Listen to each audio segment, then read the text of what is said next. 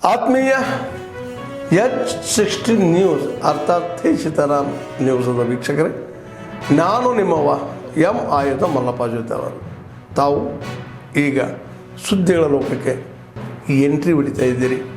ಈ ಸುದ್ದಿಗಳನ್ನು ಪ್ರತಿಯೊಂದು ನೋಡೋ ಜೊತೆಗೆ ನಿಮ್ಮ ಅಭಿಪ್ರಾಯಗಳನ್ನು ಹಚ್ತಾ ಇರಿ. ಯಾಕಂದರೆ ಈ ಸುದ್ದಿಗಳು ನಿಮಗಾಗಿ, ನಿಮ್ಮ ಬದುಕಿಗಾಗಿ, ನಿಮ್ಮ ವೈಚಾರಿಕೆಗಾಗಿ, ನಿಮ್ಮ ತಿಳುವಳಿಕೆಗಾಗಿಯೂ ನಿಮಗೂ ಗೊತ್ತು. ಜೊತೆಗೆ ನಮಗೂ ನಿಮ್ಮೊಂದಿಗೆ ಇದೊಂದು ಮಾತಾಡುವಂಥ ಜೊತೆಗೆ ಸುದ್ದಿಗಳನ್ನು ಬಿಡುವಂಥ ಕೆಲಸ.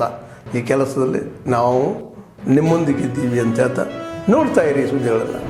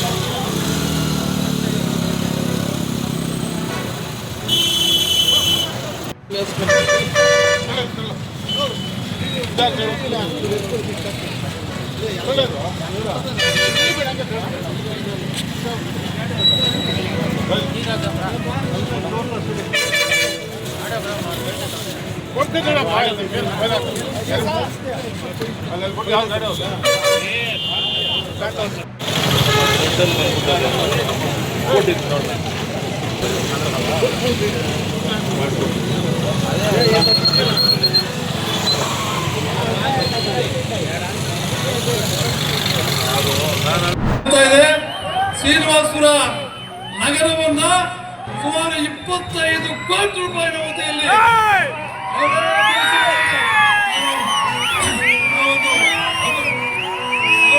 ಅಭಿವೃದ್ಧಿ ಕಾರ್ಯಕ್ರಮಗಳನ್ನ ಪ್ರಾರಂಭ ಮಾಡಲಿದ್ದೇವೆ. ಕೆಲವೇ ದಿವಸಗಳಲ್ಲಿ ಪ್ರಾರಂಭ ಮಾಡಲಿದ್ದೇವೆ. ಸುಮಾರು 25 ಕೋಟಿ ರೂಪಾಯಿನ ಅವಧಿಯಲ್ಲಿ ಅನೇಕ ಅಭಿವೃದ್ಧಿ ಕಾರ್ಯಕ್ರಮಗಳನ್ನ ಪ್ರಾರಂಭ ಆಗುತ್ತೆ. ಮುನ್ಸಿಪಾಲಿಟಿ ಯಾವತ್ತೂ ಕೂಡ ಸುಳ್ಳು ಹೇಳುವ ಅವಕಾಶ ಇಲ್ಲ. ಪ್ರಾಣ ಕೊಡುವ ಮನುಷ್ಯ. ನಮ್ಮ ಮಿತ್ರರು ಇವರು ಶಿವಾರೆಡ್ಡಿ ಅವರು ಹೇಳ್ತಾ ಇದ್ರು, ನಾನು ಹೇಳೋದಷ್ಟೇ, ಇವತ್ತು ಅನೇಕ ಕಾರ್ಖಾನೆಗಳನ್ನ KDB ಮುಖಾಂತರ ಇವತ್ತು ಸರ್ಕಾರ ನಾನು 5ನೇ ಬಾರಿ ಶಾಸಕನಾದ ಮೇಲೆ ಪ್ರಥಮ ಕೆಲಸ ನಂದು ಈ ತಾಲೂಕಿಗೆ ಕಾರ್ಖಾನೆಗಳನ್ನು ತರಬೇಕು KDB ಮುಖಾಂತರ ಅಂತ.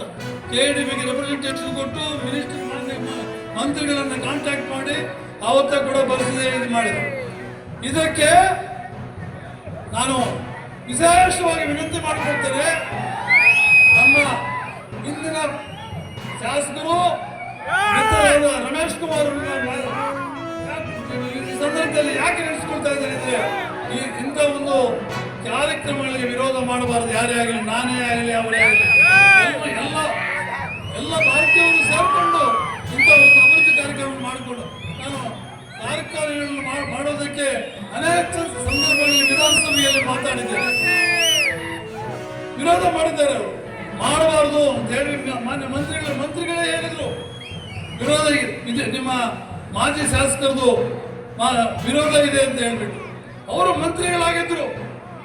ಆರೋಗ್ಯ ಇವಾಗ ಹೈಟೆಕ್ ಹಾಸ್ಪಿಟಲ್ ಮಾಡಬಹುದಾಗಿತ್ತು, ಇಲ್ಲದಿದ್ರೆ ಬೇರೆ ಬೇರೆ ಹಾಸ್ಪಿಟಲ್ ಮಾಡಬಹುದಾಗಿತ್ತು. ಶ್ರೀನಿವಾಸಪುರ ನಗರನ್ನ ಇನ್ನು ಇಂಡಸ್ಟ್ರೀಸ್ ತಂದು ಅಭಿವೃದ್ಧಿ ಮಾಡಬಹುದಾಗಿತ್ತು. ಅಭಿವೃದ್ಧಿ ಕಾರ್ಯಕ್ರಮಗಳಿಗೆ ಯಾವತ್ತೂ ಅಡ್ಡಿ ಬರಬಾರದು.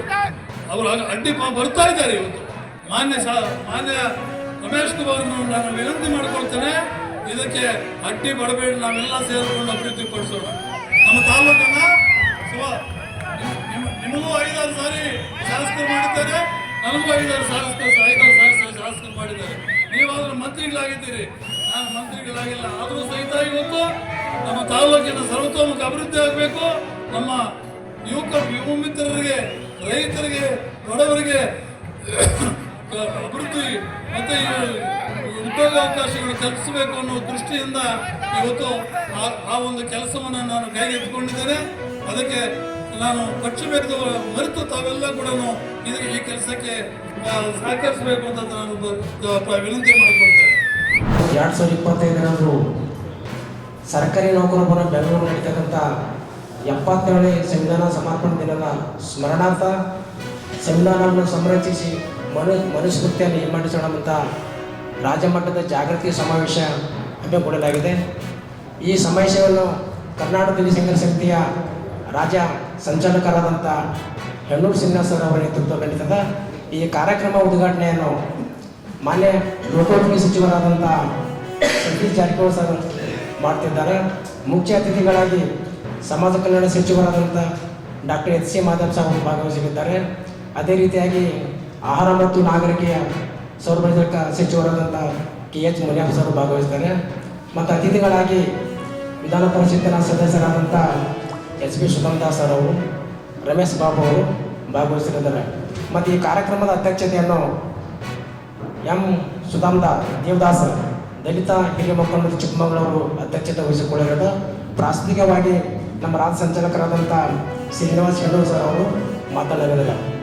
ಈ ಕಾರ್ಯಕ್ರಮ ಉದ್ದೇಶ ಏನಿವತ್ತ ಸಂವಿಧಾನವನ್ನು ಸಂರಕ್ಷಿಸಿ ಮನುಷ್ಯನ ಹಿಮ್ಮೆಟ್ಟಿಸಿದ ಕಾರ್ಯಕ್ರಮದ ನಿಮಿತ್ತವಾಗಿ ಏನಿವತ್ತ ದೇಶದಲ್ಲಿ RSS ಮತ್ತು BJP ಅಂತ ಮನುವಾದಿಗಳು ಮತ್ತೆ ಇವರು ಮನುಸ್ಮೃತಿಯನ್ನು ಜಾರಿಗೆ ತರಬೇಕಂತ ಹುನ್ನಾರ ಉದ್ದೇಶಿ ಹಲವಾರು ಪ್ರಗತಿಪರ ಚಿಂತಕರು ಈ ಕಾರ್ಯಕ್ರಮ ಉದ್ದೇಶಿಸಿ ಮಾತನಾಡ್ತಿದ್ದಾರೆ. ನಾವು ಇವತ್ತು ಗುಲ್ಬರ್ಗದಿಂದ ಈ ಸಮಾವೇಶಕ್ಕೆ 100 ಜನ ಸಂಸ್ಥಾ ಕಾರ್ಯಕರ್ತರನ್ನು ಅಂದಿನ ಕಾರ್ಯಕ್ರಮದಲ್ಲಿ ಭಾಗವಹಿಸುತ್ತೇವೆ. ಹೀಗಾಗಿ ಈ ಕಾರ್ಯಕ್ರಮಕ್ಕೆ ಪ್ರಗತಿಪರ ಚಿಂತಕರು, ಸಾಹಿತಿಗಳು, ವಿಚಾರವಂತರು ಹೆಚ್ಚಿನ ಸಂಖ್ಯೆಯಲ್ಲಿ ಭಾಗವಹಿಸಬೇಕಂತೇಳಿ ಮನವಿ ಮಾಡಿಕೊಡ್ತೇವೆ. ಈಗ ಸರ್ ಅವನು ಈಡಿಗ ಸಮುದಾಯಕ್ಕೆ ಸಂಬಂಧಪಟ್ಟ ಮೋಹನ್ ಅಂತ ಹೇಳಿ ಯಾಪನಹಳ್ಳಿ ಹುಡುಗ. ಆ ಹುಡುಗ ಮಾಹಿತಿ ಹಕ್ಕನ್ನ ಗ್ರಾಮ ಪಂಚಾಯತಿಯಲ್ಲಿ ಅವ್ಯವಹಾರ ಆಗಿದೆ, ಅದರಲ್ಲಿ ಮಾಹಿತಿ ಹಕ್ಕನ್ನ ಹಾಕಿದಾಗ ಅವನು ಫೋನ್ ಮಾಡಿ ನಮ್ಮ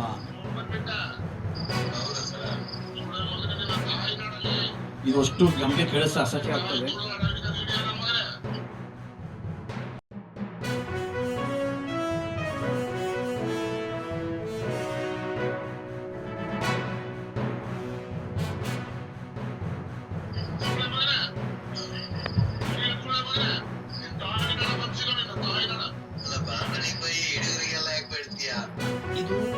ಇವನು ಈಡಿಗ ಸಮುದಾಯಕ್ಕೆ ಬೈದಿರತಕ್ಕಂಥ ದಾದಾಪೇರಂದ ಗ್ರಾಮ ಪಂಚಾಯತ್ ಸದಸ್ಯ. ಈಗಾಗಲೇ SPಗೆ ರಾಷ್ಟ್ರೀಯ ಈಡಿಗ ಮಹಾಮಂಡಳಿಯ ಹೆಸರಿನಲ್ಲಿ ಈಗಾಗಲೇ ನಾವು ದೂರನ್ನ ಕೊಟ್ಟು 3 ದಿನ ಆಗಿದೆ.